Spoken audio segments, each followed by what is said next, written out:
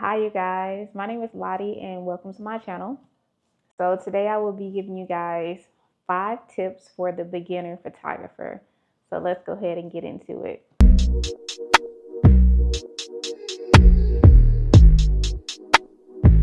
Step 1, you want to familiarize yourself with your camera. So, that means, go ahead and learning that exposure triangle. So, you want to know what the shutter speed does, what the ISO does, and also what the aperture does.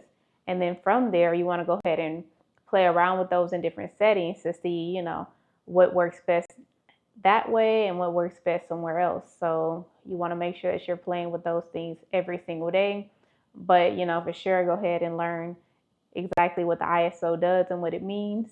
You want to learn what the aperture does and what it means, and also the shutter speed. The second tip we have for you is you want to learn and understand composition.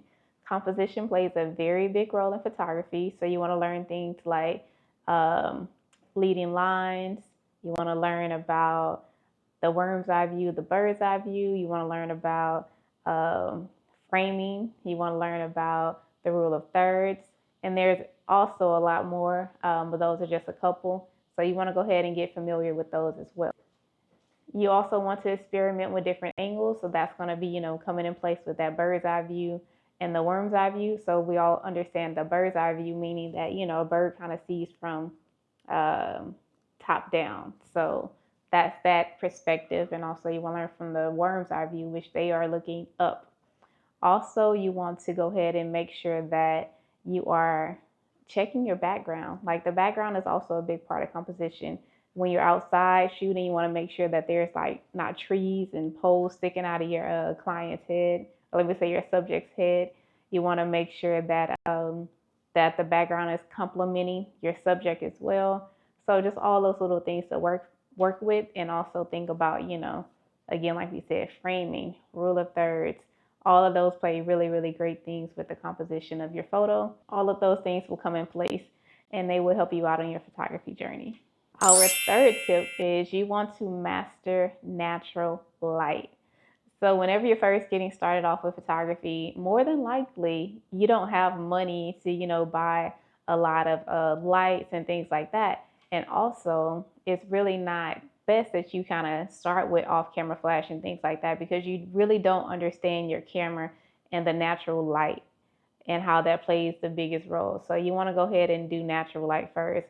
So with our natural light, something that we would like to keep in mind is that, earlier in the daytime, like when the sun is coming up, and about 2 to 3 hours after that, it's going to give you the most, even lighting. And also when you think about the sunset, so whenever the sun is setting, we're going to call that the golden hour. You want to kind of shoot during those times when you are getting used to doing the natural light. Learning natural light will really improve your photography like 1000%. So light really is everything in photography. So you want to make sure that you understand how light falls, and the placements and things like that. So just be aware of light, and also always go out there and just practice it. Just practice every single day, or 7 days a week, 4 days a week, something like that. So yeah, let's keep it going.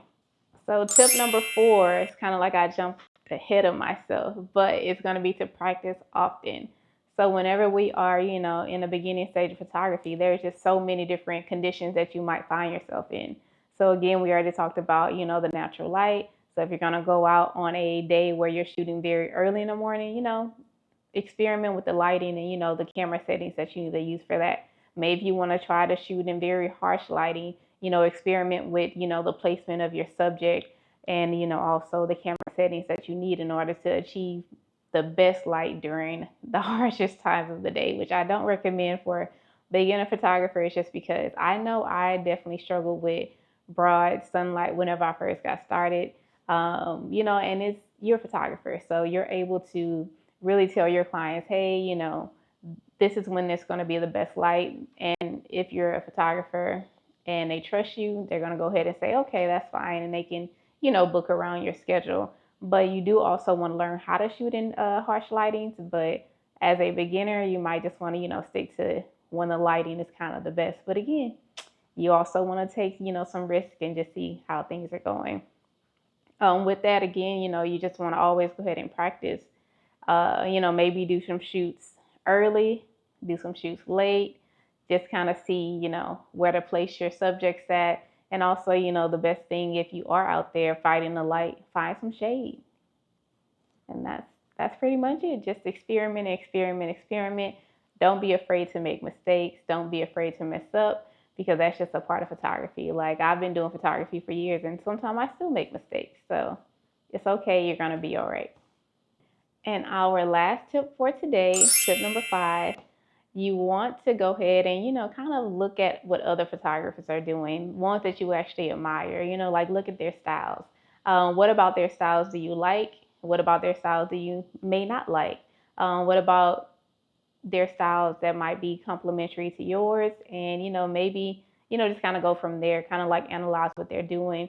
Look at how they are composing their images. Look at how they are using light to their advantage and how they're telling stories through their photos. So all of that is going to help. And also something you might want to do is maybe join a photography like group or like a meetup so you guys can go ahead and get feedback on your images and you have somewhere to submit it and get, feedback and critique and things like that. So I feel like all of those tips will help you guys out. So again, those were the 5 tips for beginner photographers. I hope you guys enjoy. If you have any questions and if you enjoy content like this, please subscribe and I will see you guys next time. Peace. I hate peace.